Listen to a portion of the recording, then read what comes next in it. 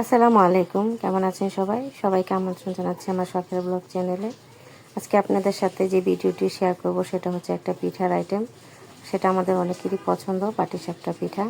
আমার ঘরে আলো চাল ছিল, সেখান থেকে আমি 1 কাপ বা 250 গ্রাম চাউল 1 ঘন্টা পানিতে ভিজিয়ে রেখেছিলাম। তারপরে ভিজানো চালটাকে ব্লেন্ডারে দিয়ে দিলাম, আর দিয়ে দিলাম চাউলের থেকে 1 কড়া উপরে পানি। এটাকে দিয়ে আমি এটাকে ব্লেন্ড করে নিলাম। ব্লেন্ড চাউলটা যেন ভালো স্মুথ হয় সেরকমভাবে ব্লেন্ড করবেন। তারপর এটাকে একটা বাটিতে ঢেলে নিলাম, আর এখন দিয়ে দিলাম পছন্দ মতন লবণ। তারপরে দিয়ে দিলাম খেজুরের গুড়। আর খেজুরের গুড়টা মনে হয় আমার চাউলের সাথে ব্লেন্ড করে নিলে ভালো হতো, আমার সময়টা বেঁচে যেত। আমার এভাবে সাথে একটু সময় লাগছে।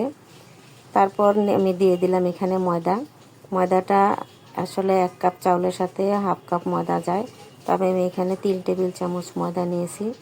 আর দিয়ে দিলাম 1 টেবিল চামচ পরিমাণ গুঁড়া দুধ। আপনারা চাইলে ব্লেন্ড করার সময় পানির পরিবর্তে লিকুইড দুধটা দিয়েও কিন্তু চাউলের গুঁড়াটাকে ব্লেন্ড করে নিতে পারেন। আর এটা দেখতে পাচ্ছেন কীরকম স্মুথ হবে। এটার স্মুথ করার জন্য দরকার লাগলে একটা চালনিতে ছেলে নেবেন। আর এটার ঘনত্বটাও বুঝতে পারছেন, চিতই পিঠার মতো হবে ঘনত্বটা। এখন এটাকে রেস্টে রেখে দিলাম। তারপর চলে যাব চুলায় খিরসা তৈরি করার জন্য।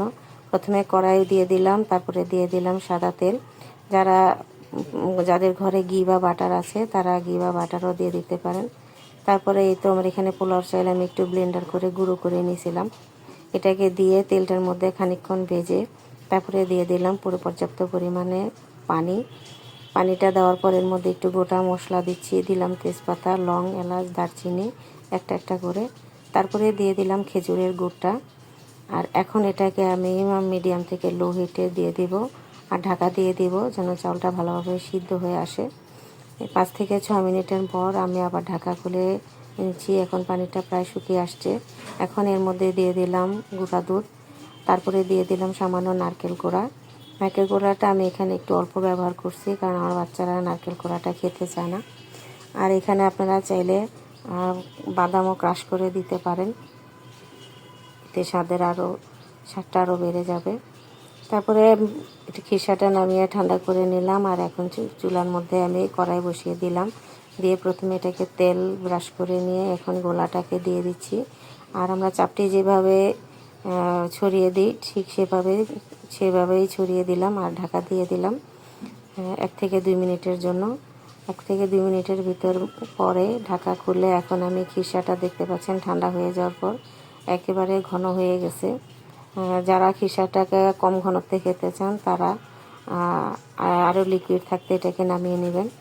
তারপরে এই তো খিরসাটা দেওয়ার পর এটাকে ভালোভাবে মুড়িয়ে আমি নামিয়ে নিচ্ছি।